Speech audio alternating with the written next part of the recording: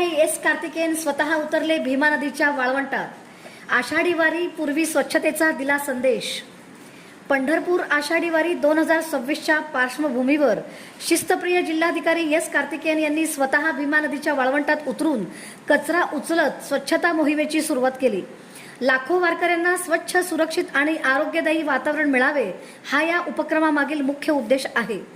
जिल्हाधिकाऱ्यांसोबत police अधीक्षक अतुल कुलकर्णी, प्रांताधिकारी सचिन इथापे, नगर परिषदेचे मुख्याधिकारी महेश रोकडे तसेच विविध विभागांचे अधिकारी आणि कर्मचारीही मोठ्या संख्येने या मोहिमेत सहभागी झाले।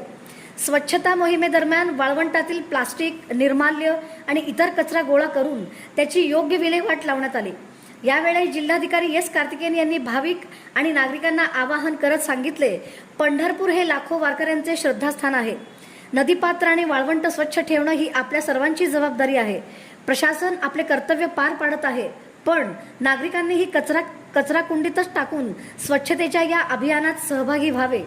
आषाढी वारी 2026 मध्ये वारकऱ्यांना उत्तम सुविधा देण्यासोबतच स्वच्छतेलाही सर्वोच्च प्राधान्य दिले जाणार असल्याचा निर्धार जिल्हाधिकारी एस कार्तिकेयन यांनी यावेळी व्यक्त केला।